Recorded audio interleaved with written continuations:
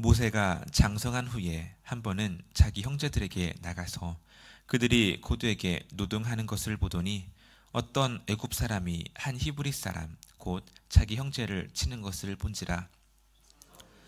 사람이 없음을 보고 그 애굽 사람을 쳐 죽여 모래 속에 감추니라. 이튿날 다시 나가니 두 히브리 사람이 서로 싸우는지라. 그 잘못한 사람에게 이르되 내가 어찌하여 동포를 치느냐 하매 그가 이르되 누가 너를 우리를 다스리는 자와 재판관으로 삼았느냐. 내가 애굽 사람을 죽인 것처럼 나도 죽이려느냐. 모세가 두려워하여 이르되 일이 탈로 되었도다. 바로가 이 일을 듣고 모세를 죽이고자 하여 찾는지라. 모세가 바로의 낯을 피하여 미디안 땅에 머물며 하루는 우물 곁에 앉았더라. 미디안 제사장에게 7달이 있었더니 그들이 와서 물을 길어 그 위에 채우고 그들의 아버지의 양떼에게 먹이려 하는데 목자들이 와서 그들을 쫓는지라. 모세가 일어나 그들을 도와 그 양떼에게 먹이니라. 이럴 때에 아버지가 이르되 너희가 오늘은 어찌하여 이같이 속히 돌아오느냐. 그들이 이르되 한 애굽 사람이 우리를 목자들의 손에서 건져내고 우리를 위하여 물을 길어 양떼에게 먹였나이다. 아버지가 양떼에게 이르되 그 사람이 어디에 있느냐 왔느냐. 그를 청하여 음식을 대접하라 하였더라. 모세가 그와 동거하기를 기뻐하며 그가 그의 딸 십보라를 모세에게 주었더니 그가 아들을 낳음에 모세가 그의 이름을 게르솜이라 하여 이르되 내가 타국에서 나그네가 되었음이라 하였더라. 여러 해 후에 애굽 왕은 죽었고 이스라엘 자손은 고된 노동으로 말미암아 탄식하며 부르짖으니 그 고된 노동으로 말미암아 부르짖는 소리가 하나님께 상달된지라. 하나님이 그들의 고통 소리를 들으시고 하나님이 아브라함과 이삭과 야곱에게 세운 그의 언약을 함께 했습니다. 하나님이 이스라엘 자손을 돌보셨고 하나님이 그들을 기억하셨더라. 아멘. 이전에 알던 친구 한 명이 있었습니다. 독일 교포 2세였어요. 독일에서 태어났고요. 독일에서 정규 교육을 다 받았습니다. 모국어가 독일어더라고요. 한국어는 잘 못했습니다. 이 친구가 독일에서 심심치 않게 들었던 질문이 있다고 합니다. 사람들이 묻더래요. 야, 너 어디 사람이냐? 이 질문을 받을 때면 기분이 썩 좋지 않았다고 합니다. 자신은 독일에서 태어났고 독어로 말하고 독일인으로서 이제 일을 하며 살고 있는데 자기 보고 어디 사람이냐고 묻더래요. 왜 이런 질문을 할까요? 이유는 하나겠죠. 동양인 얼굴을 가지고 있으니까 그렇겠죠. 흔히 생각하는 그 백인의 독일 사람이 아니라 아시아 얼굴을 가지고 있으니 그렇게 물었겠죠. 이 질문을 받을 때면 정체성에 혼란을 느꼈다고 하더라고요. 모세는 바로 딸의 아들로서 자랐습니다. 애굽의 왕자로서 애굽의 교육을 받고 애굽의 전통과 문화를 지키며 살았습니다. 애굽 왕족의 옷을 입고 애굽의 음식을 먹으며 살았습니다. 하지만 모세는 달랐습니다. 모세는 히브리 사람이거든요. 그의 피부나 모습은 다른 애굽 왕자들과는 달랐을 겁니다. 애굽 사람들도 다 알 사람도 다 알 겁니다. 모세도 알겠죠. 자신은 다른 애굽 사람들과 다르다는 것을요. 그리고 자신의 뿌리도 알 겁니다. 자신을 기른 유모, 사실은 진짜 이제 어머니죠. 요괴벳을 통해서 들었을 겁니다. 자신은 히브리 사람이라는 것을요. 그리고 히브리 사람들이 어떤 민족인지도 들었을 겁니다. 모세가 비록 애굽의 왕자로서 자랐지만 자신의 민족에게 관심이 갔을 겁니다.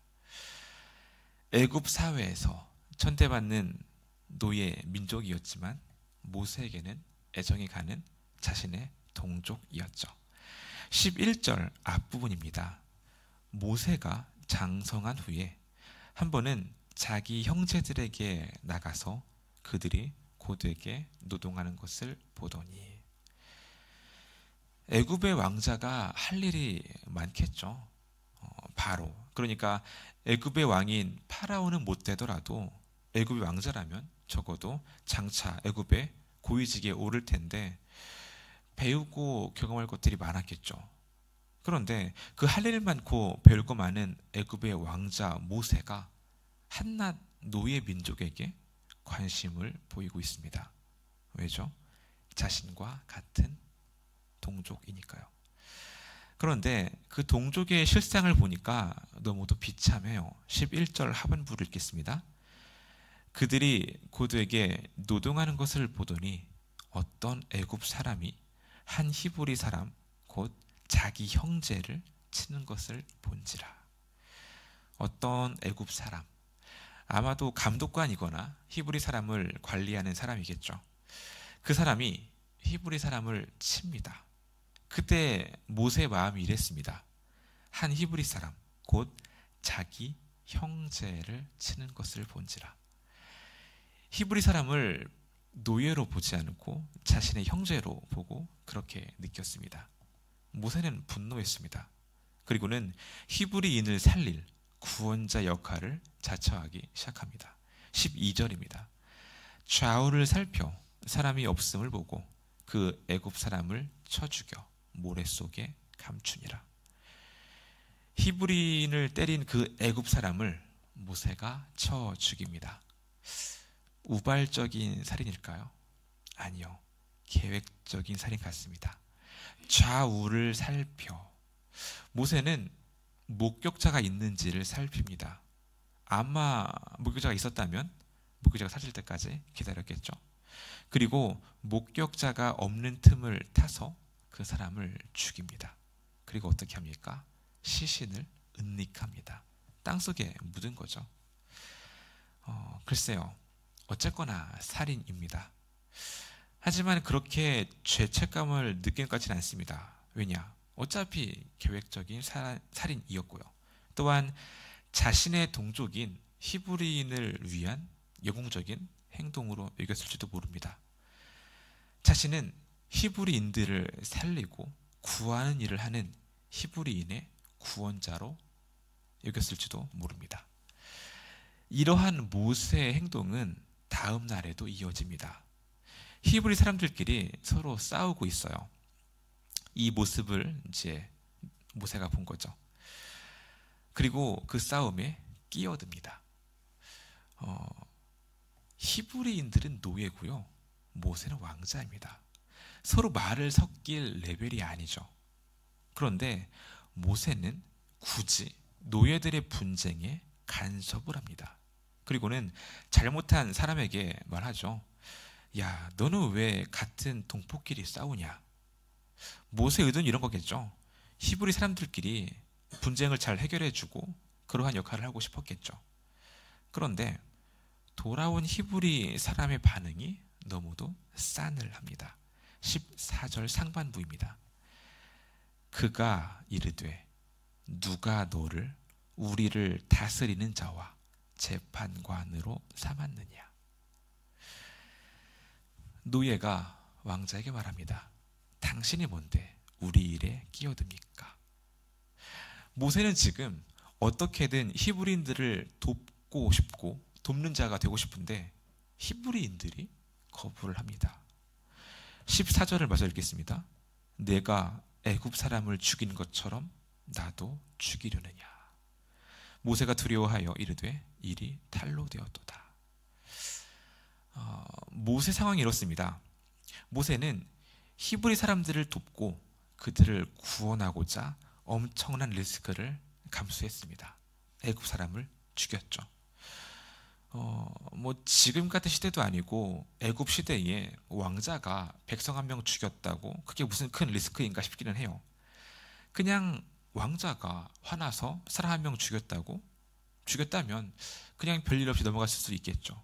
그런데 모세가 살인한 동기가 문제가 되죠. 히브리 사람을 보호하려고 살인을 했죠. 당시 애굽 사람들이 히브리 사람들을 이렇게 보았습니다. 1장 12절인데요. 그러나 학대 받을수록 더욱 번성하여 퍼져나가니 애굽 사람이 이스라엘 자손으로 말미암아 근심하여. 애굽 사람들은 히브리 사람들을 두려워하고 그들을 없애려고 했습니다. 그런데 왕자가 히브리 사람을 구하려고 그들을 감독하는 사람을 죽였다. 이것은 정치적으로 굉장히 궁지에 몰릴 수가 있죠. 하지만 모세는 이러한 리스크를 감안하더라도 히브리 사람들을 돕고 그들을 구하려 했습니다. 그런데요, 모세는 히브리 사람들에게 배척받습니다. 당신이 뭔데 우리 일에 참여하냐고 거부를 당하고 있습니다. 저는 살인을 정당하고 싶지는 않습니다. 그러나 모세는 살인을 하면서까지 히브리 사람들을 위해 행동했습니다. 그런데 히브리인으로부터 거부를 당했죠. 이로 인해 자신의 기반이었던 왕자로서의 삶도 더 이상 살 수가 없게 되었습니다. 결국 모세는 도망을 갑니다. 15절입니다.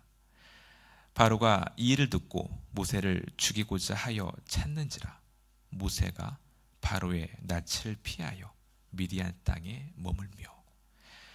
미디안은 시내 반도 남부와 동부 지역인데요. 당시 히브리인들이 살던 곳으로부터 약 300km 이상 떨어져 있는 먼 곳입니다. 모세는 다 버리고 애굽과 전혀 상관없는 멀고 먼 광야로 도망갑니다. 사실 갈 곳도 없죠. 히브리 사람들로부터는 배척당하고 애굽 사람들로부터는 위협을 느꼈으니까요. 그렇게 애굽의 왕자가 이제는 떠돌이 객이 됩니다. 언뜻 보면 참 이해할 수 없는 부분이에요. 모세는 히브리인을 사랑했습니다. 왕자였지만 같은 동족인 히브리인들을 형제로 여기며 그들을 돕고 보호하고 싶었습니다. 그들을 구원할 구원자가 되고 싶었습니다. 그리고 이것을 하나님으로부터 받은 사명으로 여겼습니다. 이 사건을 스데반은 사도행전에서 이렇게 설명합니다. 사도행전 7장 25절인데요. 그는 모세죠. 모세는 그의 형제들이 하나님께서 자기의 손을 통하여 구원해 주시는 것을 깨달으리라고 생각하였으나 그들이 깨닫지 못하였더라. 모세는 하나님께서 자신을 통해 히브리인을 구원하시리라 생각했습니다. 그리고 그렇게 행동했습니다. 그러나 하나님께서는 이러한 모세의 열정을 꺾으십니다. 이상하죠? 아니 이렇게 열심으로 히브리 사람들을 구원하려는 모세를 왜 멈추셨을까요? 모세를 준비시키기 위해서입니다. 어떻게요? 모세를 아무것도 아닌 사람으로 준비시키려고 하셨던 거죠. 좀 이상한 준비죠. 아니 준비하면 보통 많이 배우고 많이 경험하고 실력을 쌓는 게 준비죠. 물론 맞습니다. 그러나 이것은 외적인 준비고요. 내면을 준비시키십니다. 그것이 무엇입니까? 아무것도 아닌 사람으로요. 모세 입장에서는 정말 나그네가 무엇인지, 정말 타향살이가 무엇인지 하나님께서 모세에게 가르쳐 주십니다. 지금까지 모세는 왕자였죠. 히브리인의 고된 삶을 이해할 수가 없었습니다. 그러자 하나님께서는 모세를 정말 타국의 나그네로 만드십니다. 그래서 모세가 미디안에서 결혼하고 낳은 아들의 이름을 이렇게 지었죠. 게르솜. 뜻은 내가 타국에서 나그네가 되었습니다. 그렇게 모세를 준비시키십니다. 그리고 모세가 준비되자 하나님께서 서서히 움직이기 시작하십니다. 23절입니다. 여러 해 후에 애굽 왕은 죽었고 이스라엘 자손은 고된 노동으로 말미암아 탄식하며 부르짖으니 그 고된 노동으로 말미암아 부르짖는 소리가 하나님께 상달된지라. 그리고 하나님께서는 준비된 모세에게 찾아가십니다. 하나님의 타이밍과 우리의 타이밍이 참 달라요. 우리는 원하죠. 바로 지금 역사해 주세요. 나를 통해 역사해 주세요. 그런데 하나님께서는 하나님의 타이밍은 다르더라고요. 오히려 우리의 교만함, 욕심, 이기심들을 탈탈 제거하세요. 언제까지요? 내가 아무것도 아닌 사람이구나, 이것을 깨닫기까지요. 그리고 내가 아무것도 아니구나 하는 것을 깨달을 때 하나님께서는 역사하기 시작하십니다. 미디안에서 40년을 살면서 모세는 히브리인들을 잊어버렸겠죠. 아주 먼 옛날에, 과거에 히브리인들을 살려보려고 애썼던 그런 기억이 있지, 그런 추억이 있었지, 그런 정도로 잊어버렸을 겁니다. 그런데요, 하나님께서는 그것을 기억하고 계셨습니다. 히브리인의 부르짖는 소리를 들으시고 하나님의 때에 하나님께서 서서히 역사하기 시작하셨죠. 말씀 마치겠습니다. 하나님께서는 젊고 열정 많은 애굽의 왕자 모세를 통해서는 아무 일도 하지 않으셨습니다. 오히려 그러한 모세를 광야의 떠돌이로 만드십니다. 그러나 나그네 된 모세를 기억하시고 그 모세를 통해 일하셨습니다. 하나님의 역사는 우리의 강함이 아니라 우리의 약함 가운데 일어남을 기억합시다. 기도하겠습니다. 이 시간 우리가 점검합시다. 내가 내 힘과 능력과 경험으로 하나님의 일을 하려 하지는 않는지요? 하나님보다 앞서지 않는지요? 오히려 겸손히 하나님의 때를 기다리며 무익한 종이나마 써주심에 감사하며 순종하는 삶을 살게 해달라고 함께 시간 기도하기 원합니다. 기도하겠습니다.